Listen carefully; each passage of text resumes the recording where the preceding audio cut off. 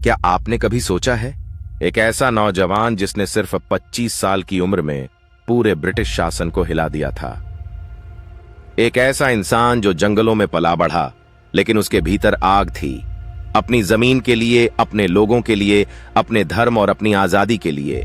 वो ना किसी बड़े घर में पैदा हुआ, ना ही उसके पास ताकतवर हथियार थे। उसके पास बस आस्था थी और बगावत की ज्वाला। वो था बिरसा मुंडा, जिसे लोग कहते हैं धरती आबा, यानी धरती का पिता। आज हम सुनेंगे उस वीर की कहानी जिसने बिरसा आंदोलन से अंग्रेजों को झुकने पर मजबूर कर दिया। एक ऐसी कहानी जो सिर्फ इतिहास नहीं, आत्मसम्मान की गूंज है। 19वीं सदी का भारत, चारों ओर गरीबी, अत्याचार और अंग्रेजों की हुकूमत। लेकिन झारखंड के उरांव, मुंडा और संथाल इलाकों में लोग अब भी अपनी परंपराओं के साथ जी रहे थे। धरती से जुड़े, पेड़ों से जुड़े और अपनी स्वतंत्रता में जीने वाले। इन्हीं जंगलों के बीच 15 नवंबर 1875 झारखंड के उलिहातू गांव में जन्म हुआ बिरसा मुंडा का। पिता सुगना मुंडा और मां करमी हातू। परिवार गरीब था लेकिन आत्मसम्मान से भरा। बचपन से ही बिरसा में एक अजीब चमक थी। वो सवाल करता था, हमारी जमीन अंग्रेज क्यों ले जा रहे हैं? हम जंगल में पेड़ काटें तो अपराध और अंग्रेज काटें तो कानून। वो जब अपने दोस्तों के साथ खेलता तो हमेशा नेता बनता। चलो अंग्रेजों से लड़ाई खेलते हैं। गांव के बुजुर्ग कहते, इस लड़के में कुछ खास है, ये बड़ा होकर कुछ जरूर करेगा। बिरसा ने अपनी शुरुआती पढ़ाई चाईबासा में की। वहां उन्होंने मिशनरी स्कूल में पढ़ाई की, जहां उन्हें ईसाई धर्म के बारे में बताया गया। कई मुंडा बच्चे ईसाई बन गए थे क्योंकि मिशनरी उन्हें स्कूल और खाना देते थे। बिरसा ने भी कुछ समय तक ईसाई धर्म अपनाया। उनका नया नाम रखा गया बिरसा डेविड। लेकिन जल्द ही उन्हें एहसास हुआ, अगर मैं किसी और धर्म में चला जाऊं तो अपने लोगों का क्या बा होगा। उन्होंने देखा कि कैसे अंग्रेज मिशनरी स्कूलों के जरिए मुंडा जनजाति की संस्कृति मिटा रहे हैं। धीरे धीरे उनके भीतर एक आग जलने लगी। मुझे अपने लोगों को जागरूक करना होगा। उन्होंने पढ़ाई छोड़ दी और फिर लौट आए अपने गांव, जहां से शुरू हुआ आदिवासी चेतना का नया युग। वो अब सिर्फ एक लड़का नहीं था, वो अब बिरसा बाबा बन चुका था। लोग उसे एक धार्मिक, आध्यात्मिक और क्रांतिकारी व्यक्ति के रूप में देखने लगे। वो कहता, हमारा ईश्वर जंगल में है, पहाड़ों में है, हमारी जमीन में है। दूसरों के भगवान को मत पूजो, अपने धरती बाबा को याद करो। धीरे धीरे बिरसा के चारों ओर एक आंदोलन बनने लगा। लोग उसे धरती आबा कहने लगे। वो गांव गांव जाकर कहता, अंग्रेज हमारी जमीन ले रहे हैं, जागो। और फिर 1849 में शुरू हुआ बिरसा आंदोलन, जिसे इतिहास में उलगुलान कहा गया, यानी महाबगावत। उलगुलान का मतलब था अन्याय के खिलाफ बगावत, अपनी धरती के लिए संघर्ष।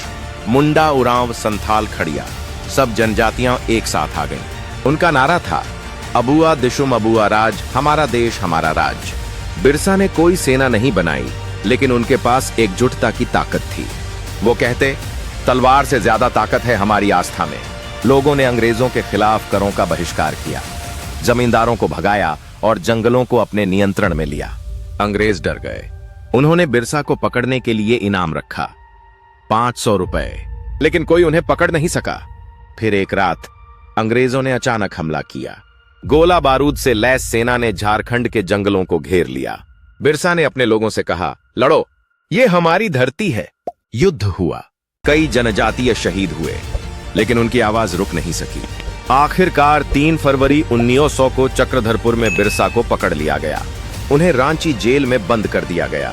अंग्रेजों ने उन पर देशद्रोह का मुकदमा चलाया। जेल में भी बिरसा शांत नहीं रहे। वो वहां भी अपने साथियों को कहते, हम मरे नहीं हैं, बस अब धरती के साथ एक हो रहे हैं। लेकिन 9 जून 1900 रांची जेल से एक खबर आई, बिरसा मुंडा की मृत्यु हो गई। अंग्रेजों ने कहा वो बीमार थे, लेकिन लोगों का विश्वास था उन्हें जहर दिया गया था। 25 साल की उम्र में एक पूरा आंदोलन थम गया, पर उसकी गूंज आज भी सुनाई देती है। बिरसा के जाने के बाद भी अंग्रेज सरकार को झुकना पड़ा। 1908 में छोटा नागपुर टेनेंसी एक्ट लाया गया, जिससे आदिवासियों की जमीन उनसे छीनी नहीं जा सकती थी। यानी बिरसा की लड़ाई व्यर्थ नहीं गई। आज भी झारखंड में लोग उन्हें धरती बाबा कहकर याद करते हैं। रांची का सबसे बड़ा स्टेडियम बिरसा मुंडा स्टेडियम, हवाई अड्डा बिरसा मुंडा एयरपोर्ट, और यहां तक कि झारखंड राज्य का निर्माण भी उसी भावना से हुआ। हमारा राज, हमारे लोग। सोचिए, सिर्फ 25 साल की उम्र में एक ऐसा नौजवान जो जंगलों से निकला, उसने ब्रिटिश शासन को हिला दिया। उसने सिखाया, संघर्ष किसी किताब से नहीं, धरती से सीखा जाता है। आज भी अगर कोई अपनी मिट्टी, अपनी संस्कृति, अपनी भाषा के लिए खड़ा होता है तो उसमें कहीं न कहीं बिरसा की आत्मा बोलती है। वो मरा नहीं, वो हर उस इंसान में जिंदा है जो अन्याय के खिलाफ खड़ा होता है। अगर तुम भी अपने हक तौबा, अपनी जमीन और अपनी पहचान के लिए लड़ते हो तो याद रखना, बिरसा मुंडा तुम्हारे भीतर ही है। धरती आबा की जय, जय झारखंड, जय भारत। बिरसा मुंडा का संघर्ष आज भी जिंदा है। अगर आप भी धरती बाबा को सलाम करते हैं तो इस वीडियो को शेयर करें।